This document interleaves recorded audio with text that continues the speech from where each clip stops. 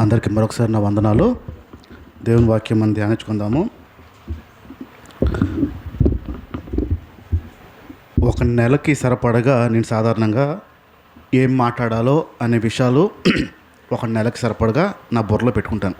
ఈ వారం ఇది, ఈ వారం ఇది, ఈ వారం దీని మీద వెళ్తే బాగుంటుంది అని నా బుర్రలో నేను పెట్టుకుంటాను.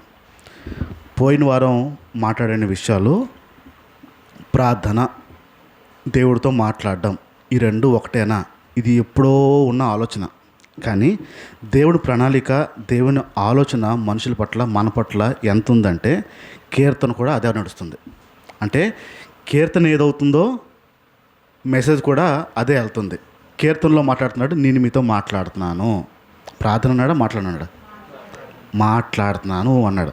అంటే నేను అనుకుంటాను, నేను ఆలోచించాను ఇది నెలకు సరిపడా అని. సరిగ్గా 50 కొరతన ఈరోజు రావాలని సమకూర్చింది, పెట్టింది ఆయన. ఎంత ఆలోచిస్తున్నాడో ఆలోచండి. అక్కడ వస్తుంది చాలా, అంటే ఆశ్చర్యం అనిపిస్తూ ఉంటుంది. ఇక్కడ ఆదివారం మాట్లాడతానా, అక్కడ ఆదివారం మాట్లాడుతూ ఉంటాడు. చాలా వరకు కలుస్తూ ఉంటాయి. ఒక సంతోషం ఏంటంటే ముందు మందైపోవడం, ముందు అన్నదైందనుకో, ఇది చెప్పేస్తున్నాడు రా, అదే చెప్పేస్తున్నాడు రా, కాపీ కొట్టేశాడు రా, ఇది వచ్చేది. సంతోషం ఏంటంటే ముందు మందైపోతుంది, తర్వాత అక్కడ అవుతుంది. దీన్ని ఏకాత్మ అంటారు. అక్కడ పనిచేస్తున్న ఆత్మ, ఇక్కడ పనిచేస్తున్న ఆత్మ ఒక్కటే అయినప్పుడే అది కలుస్తుంది, లేకపోతే కలదు. ఏకాత్మలో అవుతుంది. ఇప్పుడు దేవుడు మన పట్ల ఎంత ఆలోచన కలిగి ఉన్నాడో అనే విషయాన్ని తెలుస్తుంది ఇక్కడ. మనం పోయిన వారం కొన్ని విషయాలు నేర్చుకున్నాం. మళ్ళీ తెద్దామా? రోమియోకి రాసిన పత్రిక వద్దా? తీయండి పోనీ. అయితే బ్రతికినా ప్రభు కోసమే బ్రతుకుతున్నాము.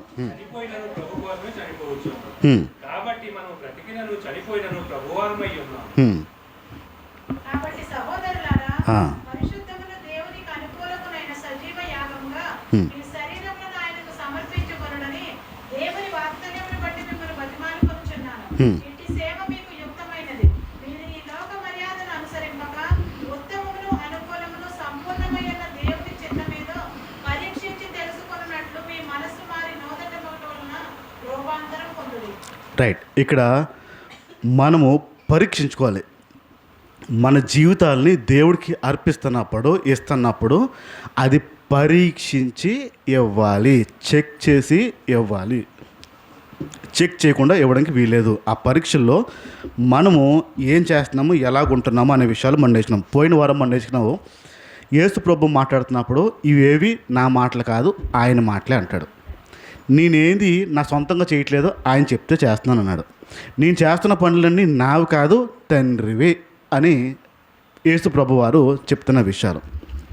బైబిల్లో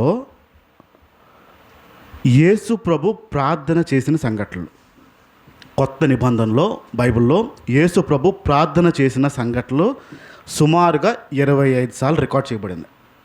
సుమారుగా 25 సార్లు యేసు ప్రభు వారు కొత్త నిబంధనలో ప్రార్థన చేశారు. 25 సార్లు ప్రార్థన చేసిన దాంట్లో 2 సొంతం ఉన్నాయి. 25లో 2 సొంతం. ఏంటో తెలుసా? ఫస్ట్ది, నీ చిత్తమైతే ఈ గిన్నె నా దగ్గర నుంచి తొలగించేయి, అది ఫస్ట్ది. రెండో ప్రార్థన ఏంటి తెలుసా? నా దేవా నా చేయ ఎలా విడిచితేవి. ఇదే ఆయన జీవితకాలం మొత్తంలో ఆయన గురించి ప్రార్థన చేసుకున్నది 2. ఒకటి అవుతే తీయన్నాడు, అది కూడా ఆయన ఇష్టం కాదు, నీ చిత్తం అంటే ఒకవేళ ఛాన్స్ ఉంటే తీయన్నాడు. రెండోది నా చెయ్యి ఎందుకు వదిలేవు, ఇది అన్నాడు. ఈ 2 పాలు. మిగతావన్నీ రోగులను బాగు చేయడానికి, చనిపోయిన వారు లేపడానికి, దేవుణ్ణి మహింపరచడానికి, అన్ని శిష్యుల్ని ఎన్నుకోవడానికి, అన్ని పనులు ప్రార్థన వాటికి చేశాడు. ఆయనకి 2 చేశాడు మొత్తానికి, సుమారుగా 25లో 2. ఇక్కడ గమనించండి, యేసు ప్రభు ప్రార్థన చేశాడు. ఇన్ని విషయాలు ఎలా చెప్పాడు? జీవితకాలం సరిపోయేంత ఎలా చెప్పాడు మనుషులకి? అన్ని విషయాలు ఎలా చెప్పాడు? ఆయన దేవుడితో మాట్లాడేవాడు. ప్రార్థన వేరు, మాట్లాడము వేరు. పోయిన వారం నేను ఒక ప్రశ్న మిగిలిపోయింది, నేను అడగడం మర్చిపోయాను. సాధారణంగా మనుషులు దేవుని స్వరం ఎప్పుడు వింటారు?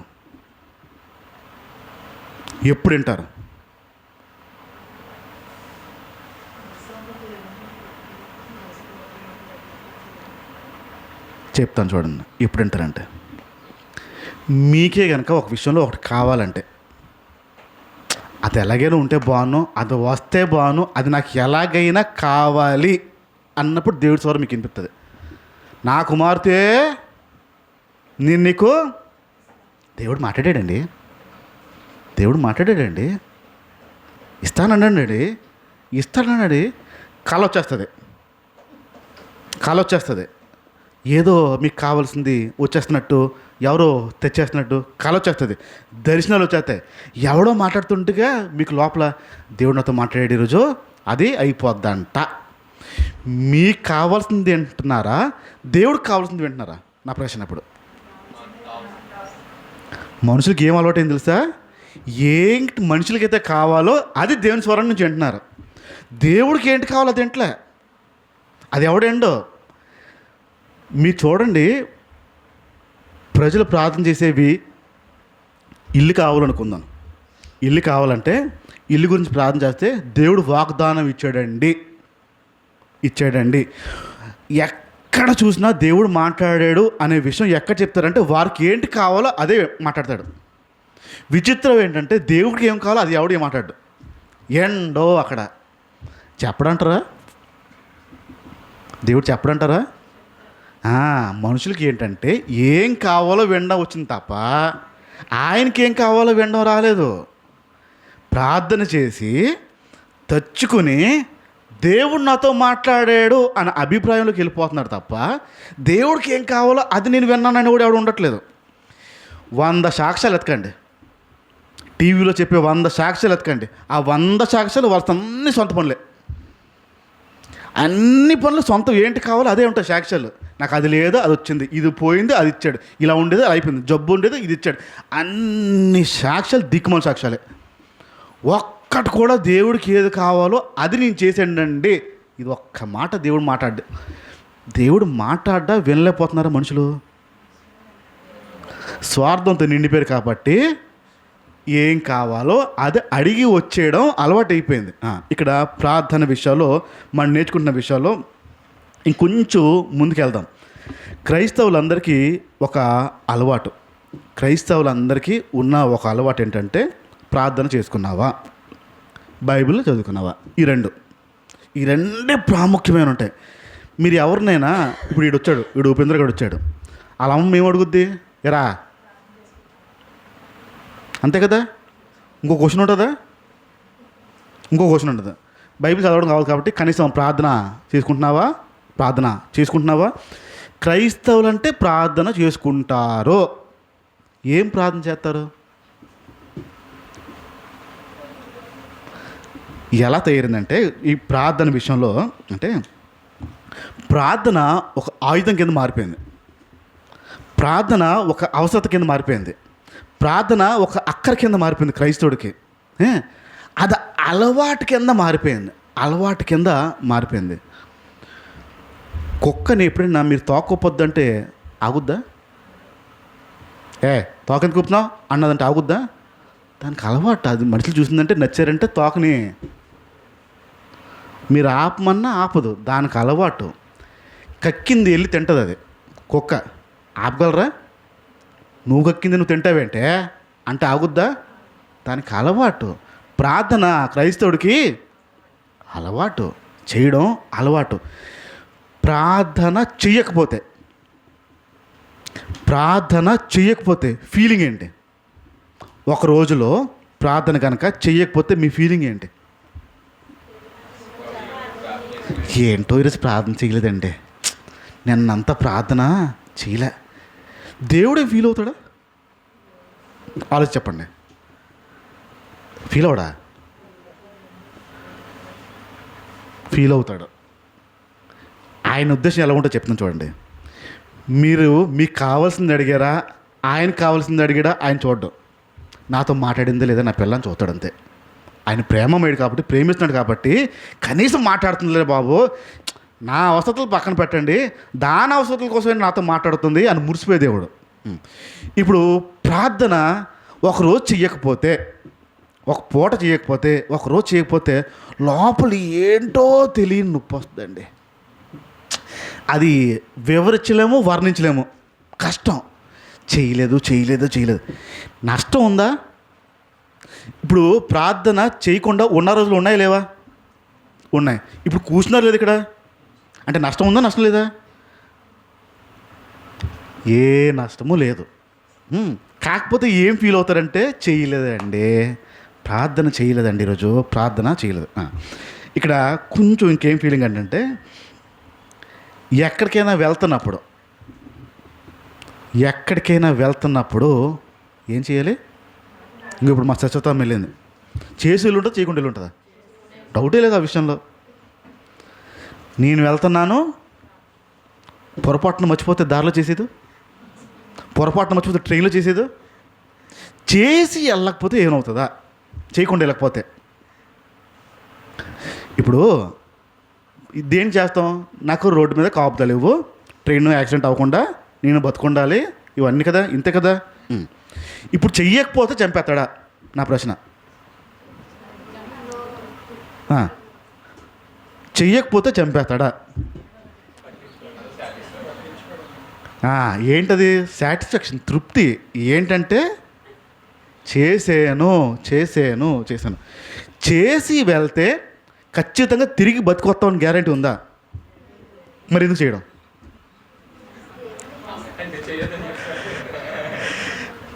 చేసి వెళ్తే తిరిగి వచ్చేస్తారు గ్యారంటీగా అని గ్యారంటీ మీరు ఇవ్వగలుగుతారా?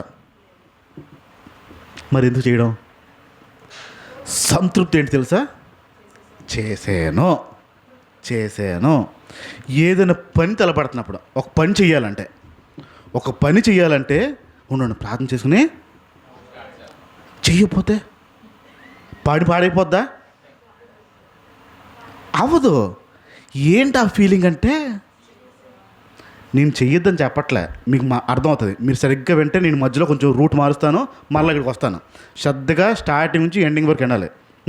కొన్ని పనుల దగ్గర అది చెయ్యకపోతే అనే విషయాల్లో ఉంటుంది. ఇక్కడ తెలుసో తెలియకో మనిషి జీవితంలో ప్రార్థన అనేది చాలా స్థానం సంపాదించుకుంది. ఒక క్రైస్తవుడి జీవితంలో ప్రార్థన అనేది చాలా స్థానం తీసుకుంది. విచిత్రం ఏంటంటే ఆ ప్రార్థన అనే భ్రమలోనే బ్రతుకుతారు. ఇంతకీ ప్రార్థన చెయ్యొచ్చా, చేయకూడదా? చెయ్యాలి.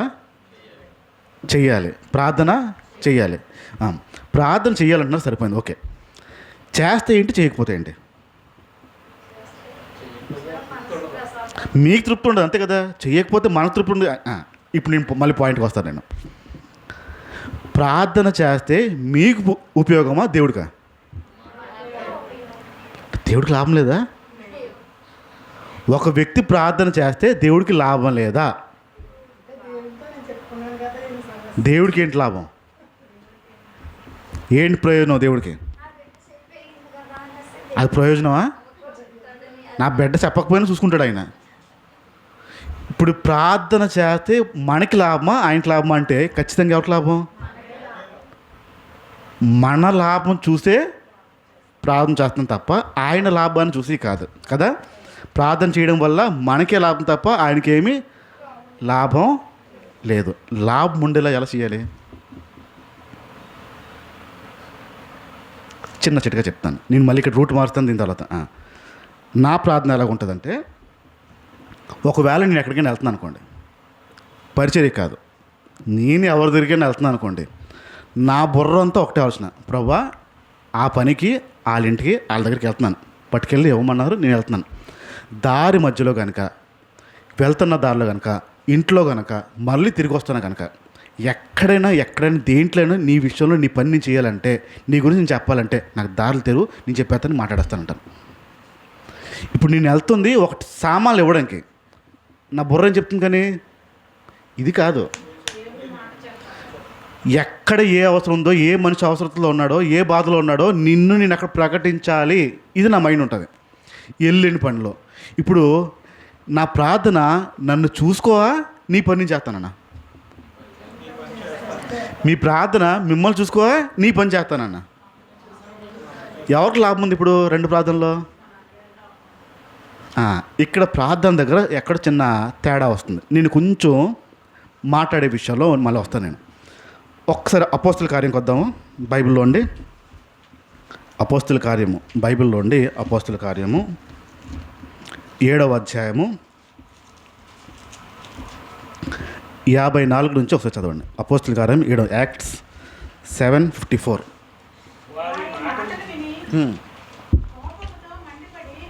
వారి మాటలు విని కోపంతో మండిపడి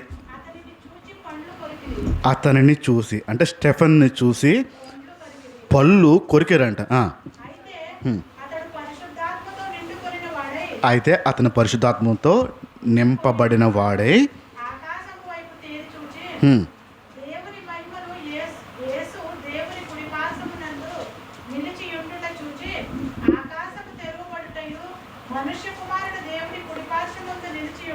చాలు, రైట్, ఇక్కడ చాలు, వదిలేండి, నేను చెప్దాం. ఇక్కడ స్టెఫెన్ని చంపడం. స్టెఫెను యేసు ప్రభు గురించి చెప్తున్నాడు. యేసు ప్రభు చెప్పిన మంచి మాటలు ప్రజలు చెప్తున్నాడు. ఎలా ఉండాలో, ఎలా బ్రతకాలో అనే విషయాన్ని స్టెఫెను మాట్లాడుతూ ఉండగా అక్కడ జనంకి నచ్చలే. ఏంటి ఆ మంచి మాటలు, ఎలా బ్రతకాలనే విషయం నచ్చక పళ్ళు కొరికారంట. కొరికి చంపాలి చంపాలి చంపాలి ఆయన ఎదురు చూస్తుండు. ఆయన ఇంకా ఆపకపోతే రాళ్ళు తీసుకెళ్ళి, ఫస్ట్ ఆయన పడిసి కింద పెద్ద పెద్ద రాళ్ళు తీసుకెళ్ళి ఆయన మీద ప్రతి ఒక్కడు రాయేసాడు. ప్రతి ఒక్కడు రాయేసి చంపారు. అక్కడ 60 నుంచి చూడండి.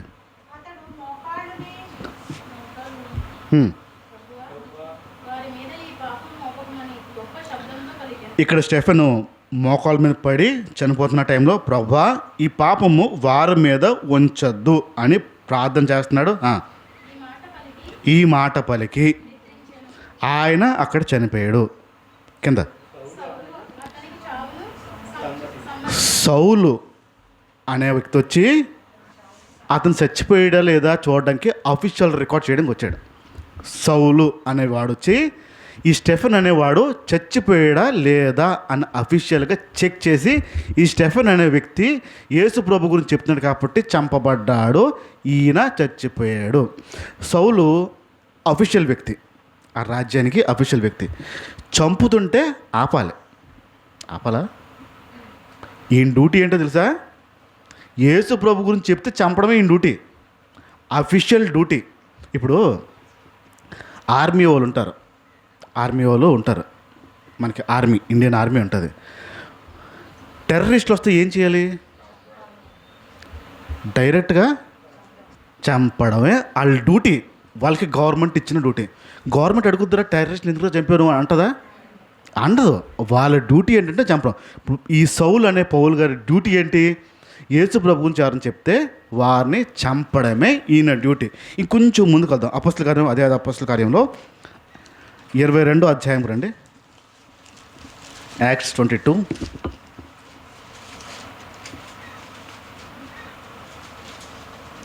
నాలుగు 5 వచనాలు చూడండి.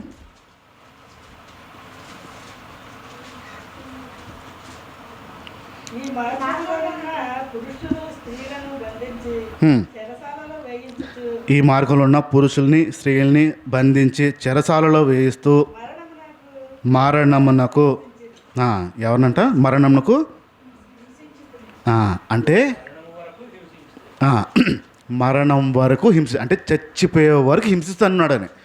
పౌలు అనే వ్యక్తి అఫీషియల్గా పనిచేస్తున్న పని ఏంటంటే, ఎవరైతే యేసు ప్రభు గురించి చెప్తారో వాళ్ళందరినీ, ఆడ లేదు, మగ లేదు, చిన్న లేదు, పెద్ద లేదు, వారందరినీ ఈడ్చుకొచ్చి చచ్చేంత వరకు హింసించి చంపడం ఆయనకి ఇవ్వబడిన డ్యూటీ. ఆ డ్యూటీలో చక్కగా చేసుకుంటూ వస్తున్నాడు. అదే అపోస్తుల కార్యంలో మొదటి తిమోతి పత్రిక వద్దాం ఇప్పుడు ఒకసారి. మొదటి తిమోతి పత్రిక 1వ అధ్యాయము, మొదటి తిమోతి 1వ అధ్యాయము 13వ మాట చూడండి. పూర్వము దోషకుడిని హింసకుడిని హానికరుడైన నన్ను ఆ, ఆ, చాలు చాలు. పూర్వం ఏంటంటే ఆయన పూర్వము దూషకుడు హింసకుడు హానికరుని. ఇంగ్లీష్ బైబిల్లో హంతకుడు అని కూడా రాస్తాడు. ఇంగ్లీష్ బైబిల్లో హంతకుడు. ఇది పౌలు గారు చెప్తున్న మాట. పౌలు గారు చెప్తున్న మాట, నేను పూర్వము హాని చేసేవాడిని, హింస చేసేవాడిని, హంతకుడిని అనే విషయం ఆయన గురించి ఆయన చెప్తున్న సాక్ష్యం. ఇప్పుడు మళ్ళీ అపోస్తుల కార్యంకి వచ్చేద్దాం. 9వ అధ్యాయం. అపోస్తుల కార్యం 9వ అధ్యాయం మొదటి నుంచి ఒకసారి చూడండి. ఇప్పుడు సౌలు ఇంకాను యేసు ప్రభు శిష్యుల్ని బెదిరించి చంపడానికి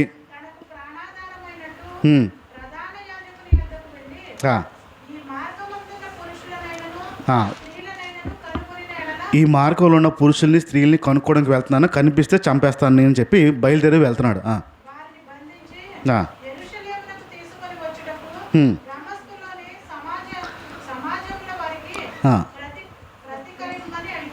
దమస్కసంలోకి ప్రవేశించాడు. అక్కడ శిక్షించడానికి వెళ్ళాడు.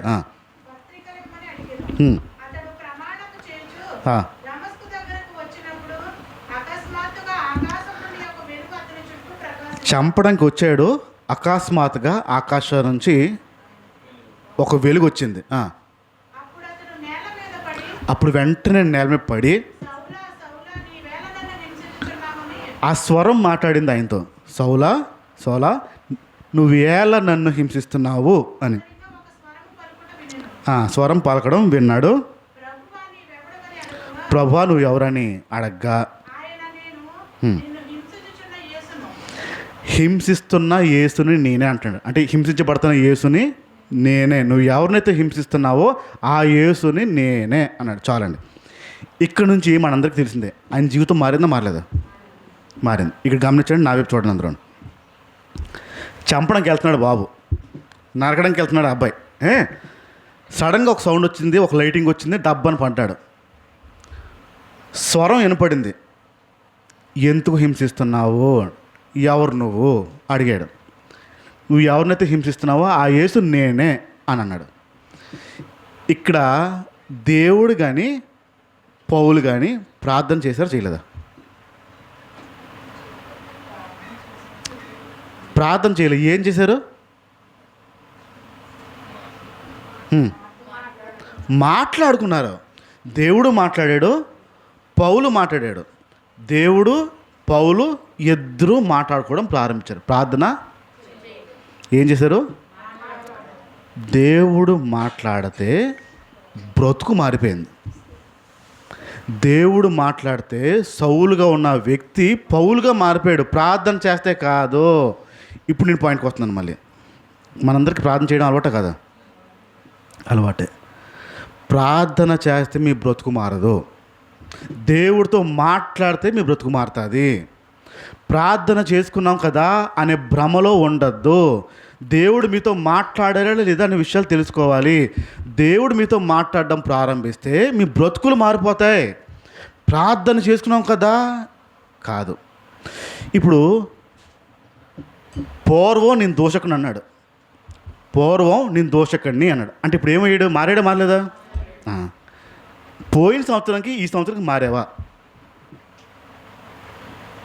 పోయిన సంవత్సరం పూర్వం వదిలేండి. పోయిన సంవత్సరానికి ఈ సంవత్సరానికి నీలో ఏదైనా మార్పు వచ్చిందా? ప్రార్థన మారిందా? పోనీ ప్రార్థన మారలే. ప్రార్థన నీ జీవితాంతం చేస్తానంటాం. సమస్య ఎక్కడ వస్తుందంటే దేవుడు నీతో మాట్లాడడం ప్రారంభిస్తే బ్రతుకు మారిపోద్ది.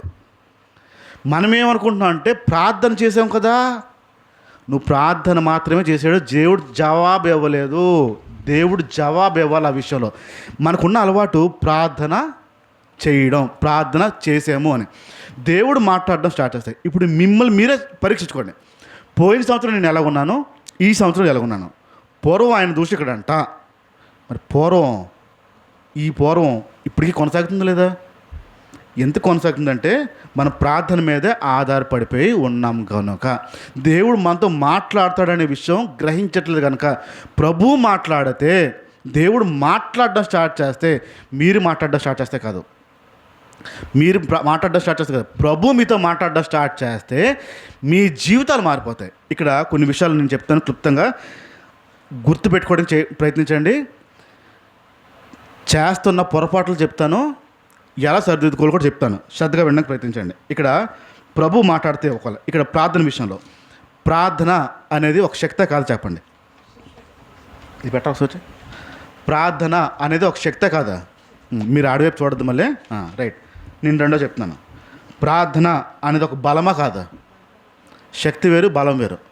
ప్రార్థన అనేది ఒక శక్తి, ప్రార్థన అనేది కొంచెం బలం. ఒప్పుకుంటారా? కొంచెం గట్టి చెప్పండి. ప్రార్థన అనేది ఒక ధైర్యం. ఒప్పుకుంటారు? తలలో ఒప్పొద్దు, మాట్లాడండి. ఒప్పుకుంటారు. ప్రార్థన ఓదార్పు. ఒప్పుకుంటారా? ప్రార్థన ఒక నమ్మకం, ప్రార్థన ఒక విశ్వాసం, ప్రార్థన ఒక నిరీక్షణ, ప్రార్థన ఒక ఆశ, ప్రార్థన ఒక సంతోషం. ప్రార్థన నా బ్రతుకు మారుస్తుంది. ఇక్కడ అంటున్నారు. ఇక్కడ అంటే ఏంటయింది? ప్రార్థన బలము, శక్తి, నిరీక్షణ అవన్నీ ఉన్నాయి. అంటే ప్రార్థన చేస్తే మీకు అవన్నీ వస్తాయి. ప్రార్థన చేస్తే బ్రతుకు మారుతుందని ఎందుకు అనుకోలేదు? అది సంగతి. ప్రాబ్లం ఎక్కడ? మన వినికిడి, వినలేకపోవడం. దేవుడు మాట్లాడితే బ్రతుకు మారుతుంది. నేను మళ్ళీ చెప్తాను, ప్రార్థన చేయొద్దనే విషయం చెప్పట్లా, చెయ్యాలి. కానీ అదే సమయంలో దేవుడు మీతో మాట్లాడడం కూడా రావాలి. అది రాకపోతే ప్రమాదం. ఇక్కడ నేను కొన్ని పొరపాట్లు చెప్తాను, తప్పులు చెప్తాను, సరిదిద్దుకునే ప్రయత్నం చేయండి. మనం చేస్తున్న పొరపాట్లు. ప్రార్థన చేస్తున్నప్పుడు మనకి ఏది కావాలో మనం అడగడం ఆనవాయితీ. ఇప్పుడు కొంచెం మార్చి పద్ధతి మారుస్తాను. ఒక 7 లక్షణాలు చెప్తాను. మొదటిది, మీరు ప్రార్థన చేస్తున్నప్పుడు, ప్రభువా ఈరోజు నాతో మాట్లాడు. ఏంటది? ఈ ప్రార్థన ఖచ్చితంగా ఉండాలి. ఈ ప్రార్థన క్రైస్తవుడి జీవితంలో ఖచ్చితంగా ఉండాల్సిందే. ఎన్నిసార్లు చేసి ఉంటాయి ఈ ప్రార్థన? మళ్ళీ దారిలో ప్రార్థన చేయడం కాదు, నువ్వు నాతో మాట్లాడు అని. మీరు మాట్లాడతారు, లొడలాడ చెప్తారులేండి, మీకున్న లిస్ట్ అంతా చెప్తారు. అవి చేసే వాళ్ళాడు చేసే, మా పిన్నమ్మకు చేసే, మా పెద్దమ్మకు చేసే, కొడుకు చేసే, అన్నీ చెప్తారు లిస్ట్ అంతా. బోర్డు చెప్తారులేండి. మీతో దేవుడు మాట్లాడమని ఇప్పుడు చేశారంటున్నాను. అప్పుడప్పుడు కొన్ని అప్పుడప్పుడు కూడా లేవు. మీకు చెప్పడం వచ్చింది తప్ప వినడం రాలే. ప్రభువా నాతో మాట్లాడు. ఇది ప్రార్థన మారిపోవాలి. మంది ఇంకా ఎల్లకాలం అవే ప్రార్థన చేస్తారు చెప్పండి. సోది చెప్తామా సోది అని వస్తారు ఊరిలో. ఉన్నది ఉన్నట్టు చెప్తాం, లేనట్టు చెప్తాం. కొన్ని సంవత్సరాల నుంచి అదే సోదు కదా ప్రభు దగ్గర. కొన్ని సంవత్సరాల నుంచి అదే ప్రార్థన కదా. మారిందా? మారదు. ఆయన కూడా సోది చెప్తుంది మా కూతురు, సోది చెప్తుంది మా కోడు, ఎందందండి రా అని అంటాడు అక్కడ. ప్రార్థన మారాలి. దేవుడు నాతో మాట్లాడాలి. ప్రభువా ఈరోజు నాతో మాట్లాడవా అని. రెండో ప్రార్థన చెప్తున్నాను. ఒకవేళ ఆ స్వరం వినకపోతే, నాతో ఎందుకు మాట్లాడలేదు, నాతో ఈరోజు ఎందుకు మాట్లాడలేదు ప్రభువా అడుగుతావా? నా దేవా నా చెయ్యి ఎలా విడిచితివి ఎందుకన్నాడు ఆ మాట? ఆయనకు అర్థమైపోయింది వదిలేశాడని. ఎందుకు వదిలాడంటే అప్పటికి లోకభారము, లోక పాపము ఆయన మీద ఉంది, యేసు మీద. ఆ పాపం అంతా వేసుకుని ఉన్నాడు, లోకంలో ఉన్న పాపం అంతా వేసుకున్నాడు. ఆయన పరిశుద్ధుడు, ఉండకూడదు. పరిశుద్ధుడు కనుక ఈయన ముట్టి దగ్గరగా ఉండడానికి వీలేదు. ఎప్పుడైతే ఆయన వదిలేడో ఈయనకు అర్థమైపోయింది, తండ్రి నన్ను వదిలేడో అనే విషయం అర్థమైపోయి, నా చెయ్యి ఎందుకు విడిచావు? ప్రార్థన మొదలైపోయింది. నాతో ఎందుకు మాట్లాడలే ప్రభువా? ఉందా ఎప్పుడైనా?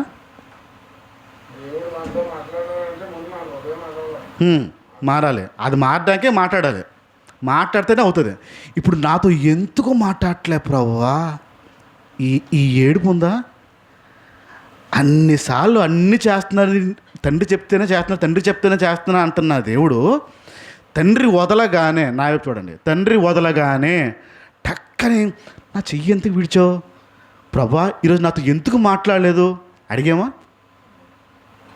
యేసన్న రాసాడు పాట, నీవు మాట్లాడని రోజునా నా కన్నులకు నీ దూరకరు ఆయనే. ఎంత అనుభవం ఉండుంటే రాసి ఉంటాడు. ఆ రోజు మాట్లాడుంటాడు దేవుడు, ప్రభా నువ్వు ఏంటి నాతో మాట్లాడలేదు, నాకు నిద్ర పట్టట్లే ప్రభా. అప్పుడు రాసుంటాడు ఆ పాట, నువ్వు మాట్లాడకపోతే నాకు నిద్ర పట్టట్లే ప్రభువా. ఉందా అంత తీవ్రత? అంత ఉందా? నిద్ర పట్టనంత ఎందుకు మాట్లాడలేదు ఈరోజు నాతో దేవుడు? ఈ ప్రార్థన ఖచ్చితంగా చేయాల్సిందే. మూడో ప్రార్థన, ప్రభా నా తప్పులు ఏమున్నాయి చూపిస్తావా, నాలో తప్పులు ఏమున్నాయి చూపిస్తావా. ఇది ఖచ్చితంగా అడగాల్సిన విషయం. కీర్తనలో దావీద్ గారు ఒకసారి తీయండి, ఒకసారి 139 కీర్తన తీయండి. 139 కీర్తన 23వ మాట. 139:23. దేవా నన్ను పరిశోధించి నా హృదయము తెలుసుకో. దావీద్ గారు అంటున్న మాట, నన్ను పరీక్షించి నా హృదయం ఏంటో తెలుసుకొని. ఎవరు చెప్తున్నాడు?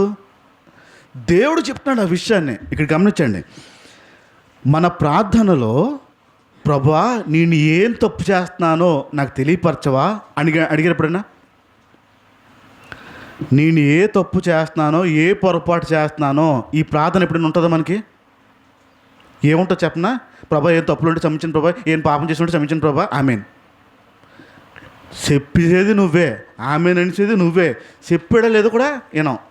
ఇప్పుడు వీళ్ళు చేస్తారు ప్రార్థన, నా ప్రార్థనలో ఏం తప్పులు పొరపాట్లు ఉంటే అయిపోయింది, క్షమించాడా?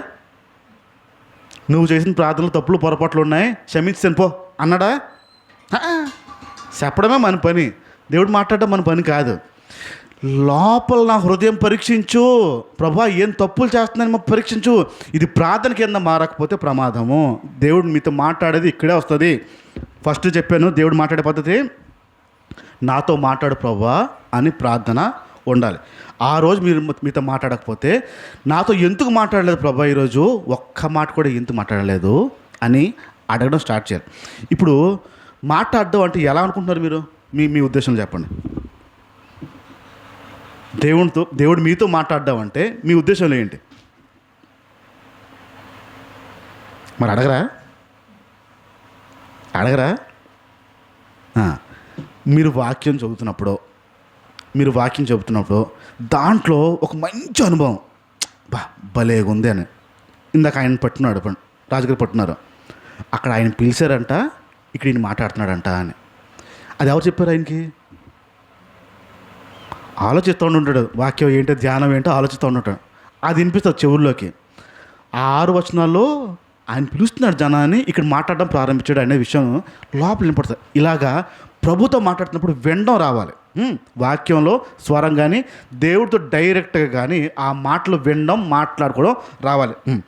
ఇక్కడ నా తప్పు చూపించు ప్రభువా అనే విషయాన్ని ఖచ్చితంగా అడిగి తీరాలి. 4వ ప్రార్థన చెప్తున్నాను, నా పాపం నుంచి నన్ను విడిపించు ప్రభువా. ఉంటుంది ఈ ప్రార్థన, నా పాపముల నుంచి నన్ను విడిపించు ప్రభువా. ఉంటుందా? ఎప్పుడు ఉంటుందో తెలుసా? గుడ్ ఫ్రైడే రోజుని ఈ ప్రార్థన ఉంటుంది. నా తప్పుల కోసం, నా పాపం కోసం యేసు ప్రభు నా పాపాల కోసం. అయిపోయింది ఒక్కరోజు, సంవత్సరంకే పాస్కా పండుగ. ఒక్కసారి ఏం అడగాలి ప్రభుని? ఏం అడుగుతున్నాం మనం? మీ పాపాలను డీల్ చేయమని అడిగితే, తప్పులను డీల్ చేయమని అడిగితే చాలా ముచ్చటపడి మాట్లాడదాం ప్రారంభిస్తాడండి ఆయన. మనకున్న అలవాటు ఏంటంటే మనకి ఏం కావాలో అడిగి కామైపోవడమే. మన అవసరతలు ఏమున్నాయో అడిగి కామైపోవడమే. ప్రార్థన చేసుకున్నా నాకు భ్రమలో ఉండిపోయింది, దేవుడు మాట్లాడలేదు మీతో, మీరు దేవుడితో మాట్లాడారు తప్ప దేవుడు మీతో మాట్లాడలేదు. ప్రభువా నాలో ఏ తప్పులున్నాయి, ఏ పాపాలు ఉన్నాయి, నన్ను విడిపించవా విషయంలో. ఇది ఖచ్చితంగా రావాల్సిందే. ఐదో ప్రార్థన, నాలో నీకు నచ్చనివే ఉన్నాయి, నాలో నీకు నచ్చనివే ఉన్నాయి ప్రభువా, అది తీవా. ఉందా ఎప్పుడైనా ఈ ప్రార్థన? ఉందా? నాలో ఈ నచ్చనివి ఏంటంటున్నాయో అవి తీసే ప్రభువా, నాకు వద్దు ప్రభు అవి, ఆ లక్షణాలన్నీ తీయు అని ప్రార్థన ఉంటుందా? ఉండదు. చేస్తారు, కొందరు చేస్తారు నచ్చనివి తీయని. ఎంత తీవ్రతతో చేస్తారు? నాతో ప్రమాదం అదే. మీరు అన్నారంటే ఖచ్చితంగా మెలిపెడతాను. ఎంత తీవ్రతతో చేస్తారు? ఉపవాసం ఉంటారా ఆ లక్షణం తీసే అని చెప్పి? తీసే వరకు ఆగుతారా? తీయపోతే నేను ఊరుకోనంటారా? పిల్లోడు కొనకపోతే ఊరుకొని అంటాడు కదా, బెదిరిస్తాడు కదా, అది నేను కొనకపోతే నేను ఊరుకోను అంటాడు. ఏంటో ఊరుకోడాడు? అంతే ఊరుకోడంటే ఏంటంటే తెలియదు అడిగి, నేను ఊరుకోను అంటాడు. అంతే. తినడం మానేస్తాడు, నీళ్ళు తాగడం మానేస్తాడు, మూలకెళ్ళి కూర్చుంటాడు. నువ్వు చచ్చినట్టు కొని ఇవ్వాల్సిందే. ఇప్పుడు ఆ పాపం నా రోజు తీసే ప్రభా, తీసే వరకు నేను ఊరుకోరానండి. అది ఆయన పని అండి. నేను చెప్పాల్సింది చెప్పాను, చేసుకోవాలంటే తీసుకుంటాడు, లేకపోతే లేదు. దాంట్లో మన పని కాదు, ఇంకా మన ప్రార్థన పని, మన పని అయిపోయింది. అది పోయే వరకు తీవ్రత, నాకు వద్దు బాబోయ్ అని నొప్పి, వద్దు ప్రభు అని ఏడుపు, నాలో తీసే ప్రభు అని దుఃఖం, ఆవేదన ఉంటుందా? దేవుడు మీతో మాట్లాడకుండా ఉండడానికి కారణాలు ఇవే. ఇంకొక ఆరో లక్షణం చెప్తున్నాను. నీకు దేవుడికి మధ్యన ఉన్న అడ్డులు ఆటంకాలు. ఏంటి దేవుడికి మనకి అడ్లు ఆటంకాలు ఉంటాయా? కొంచెం టైం అయినా చెప్పేస్తాను, పూర్తి చేస్తానే. దేవుడికి మనుషులకి అడ్లు ఆటంకాలు ఉంటాయా? ఉండవా? చెప్పండి, మాట్లాడండి. ఏమన్నా చెప్పండి. ఉంటాయా? ఉంటాయి. దేవుడికి మనిషికి మధ్యన ఆటంకాలు ఉంటాయి. దేవుడు రాడు. ఎందుకు వదిలేడు అక్కడ యేసు ప్రభువుని? మరి ఒక ఆటంకం ఏంటంటే ఆయన మీద పాపం భారం అంతా మోయబడి ఉంది కాబట్టి అది ఆటంకం కింద మారిపోయింది. మనిషికి దేవుడికి మధ్యన ఉండేది ఆటంకం పాపము. ఏంటది? ఒక ఆవిడకి ఒక దర్శనం వచ్చింది. దర్శనం, కళ కాదు, దర్శనం. ఏదో తెల్లని ఆకారం నా గుమ్మం దగ్గర వరకు వస్తుందండి, తిరిగి వెళ్ళిపోతుందండి అని. అదేంటో తెలియట్లేదు. తెల్లని ఆకారం గుమ్మం వరకు వస్తుంది, తిరిగి వెళ్ళిపోతుంది. గుమ్మంలోకి వచ్చేస్తే బాను అని ఎదురుచూస్తుంది. తెల్లని ఆకారం అంటే పరిశుద్ధాత్మ దేవుడు ఆత్మ అనుకుని లోపలికి వస్తే బాగున్ను అని చాలా ఇష్టపడుతుంది. కానీ గుమ్మం వరకు వచ్చి తిరిగి వెళ్ళిపోతుందంట. చాలా దుఃఖపడుతుంది ఆవిడ.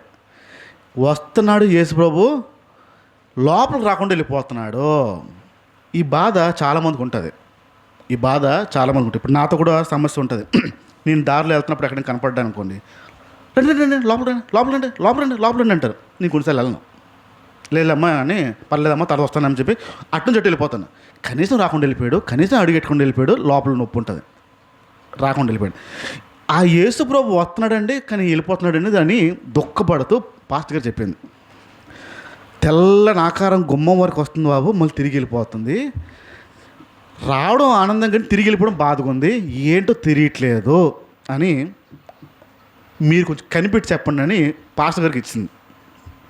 నా వాళ్ళ కావట్లేదని పాస్టర్ గారు ప్రార్థన చేశారు. చాలా తీవ్రంగా, ప్రభువా ఆవిడ దగ్గరికి వస్తున్నావంట, ఇంటి వరకు వస్తున్నావంట, ఏంటో కొంచెం వెళ్ళట్లేదంట, మళ్ళీ లోపలికి దుఃఖపడుతుంది, బాధపడుతుంది, ఆవేదన పడుతుంది, ఆ విషయంలో మీరే ఆలోచన ఇవ్వండి అని అడిగాడు పాస్టర్. అడిగిన తర్వాత ఒక చిన్న గిన్నె, స్టీల్ గిన్నె కనిపిస్తుంది పాస్టర్ గారికి. ఆ దర్శనంలో స్టీల్ గిన్నె కనిపిస్తుంది. గమనించండి, ఏనండి జరిగిన విషయం చెప్తున్నా మీతో. స్టీల్ గిన్నె కనిపిస్తుంది. అర్థం అవ్వలేదు. తర్వాత రోజు ప్రార్థన చేశాడు. మళ్ళీ ఏంటి ప్రభా స్టీల్ గిన్నె కనిపిస్తుంది, ఏంటి దాని అర్థం అంటే, అప్పుడు ప్రభు మాట్లాడుతున్నాడు ఆ పాస్టర్ గారితో. ఆ వ్యక్తి ఇంట్లో ఆ స్టీల్ గిన్నె ఉంది. ఆ స్టీల్ గిన్నె ఆవిడది కాదు, ఎవరో పక్కింటి ఆవిడ ఇచ్చారు. కూరో గింజో ఏదో ఇచ్చారు, అది ఉంచుకుంది, ఇవ్వట్లే.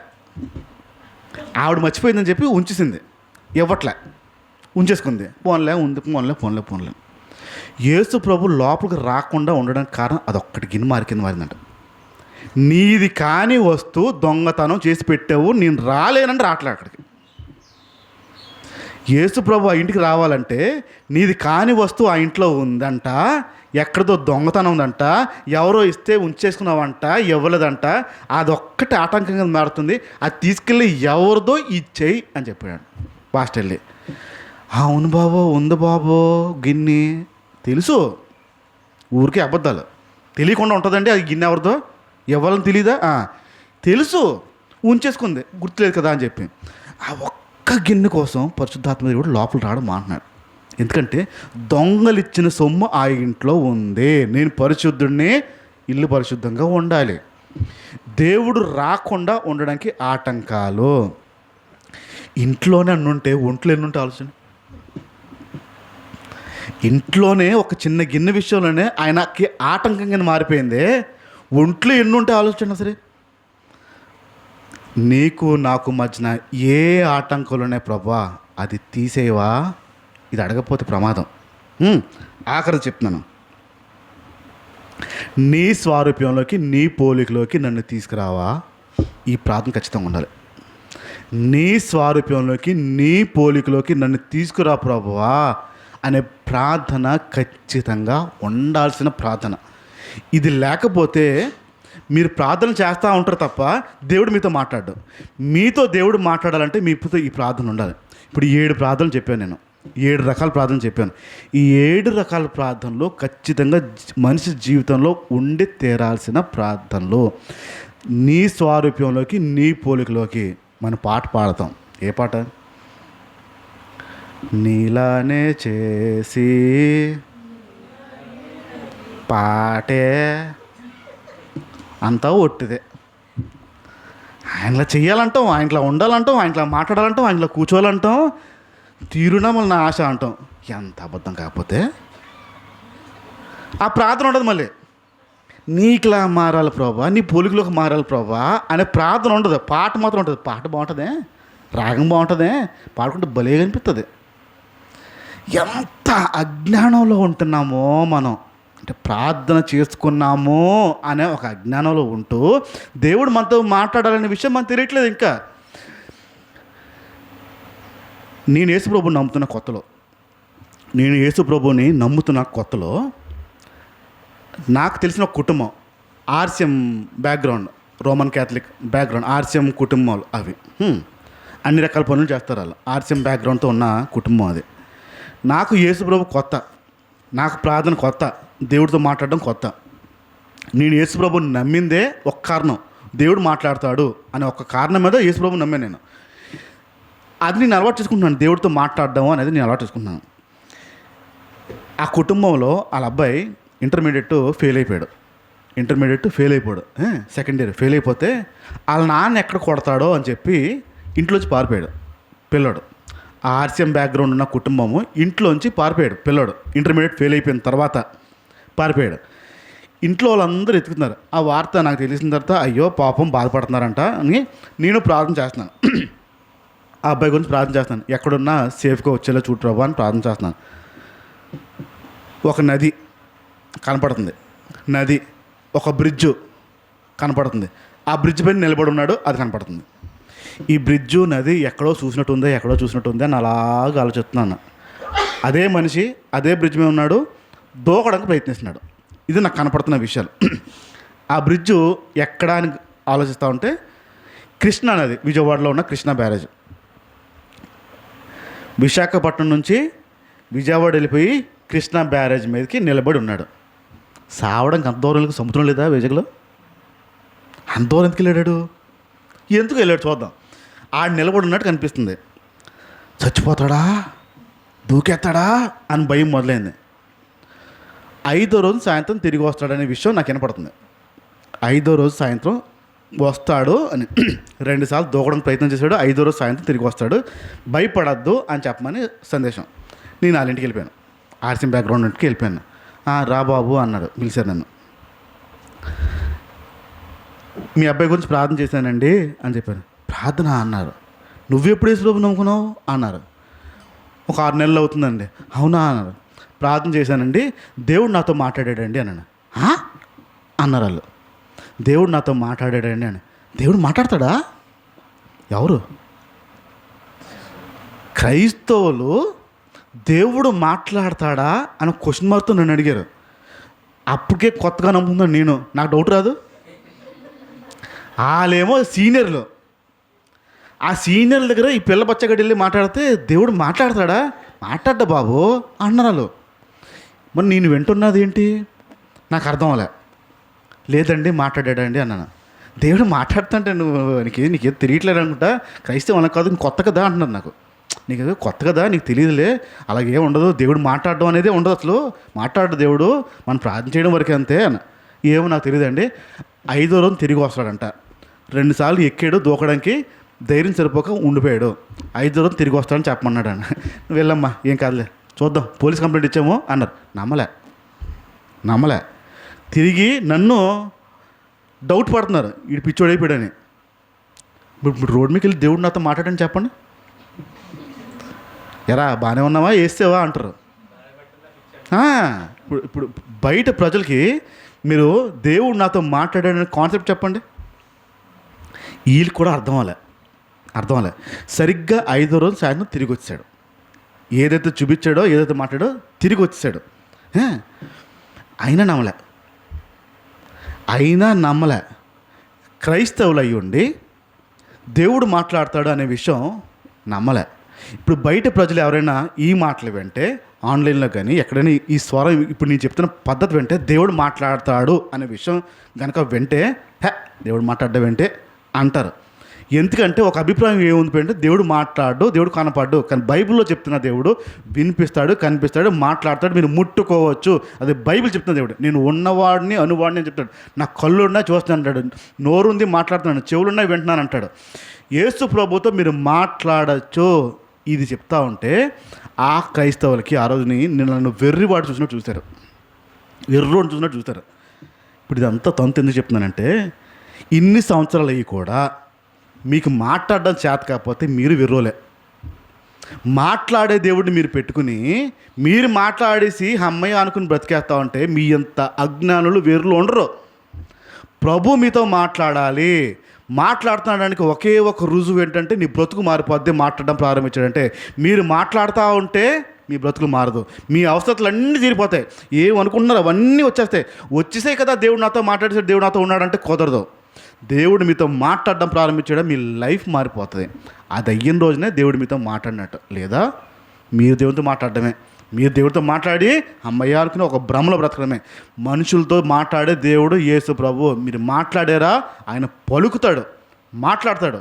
ఆ దానిలోకి రాకపోతే మాత్రం మనంత అజ్ఞానం, మనంత వెర్రి వాళ్ళు కూడా ఉండరు. ఇంకా మీదటి నుంచి అయినా ప్రయత్నించండి. ఇప్పుడు చెప్పిన 7 ప్రార్థనలు నేను మళ్ళీ గ్రూప్లో పెడతాను, గుర్తు చేసుకోండి.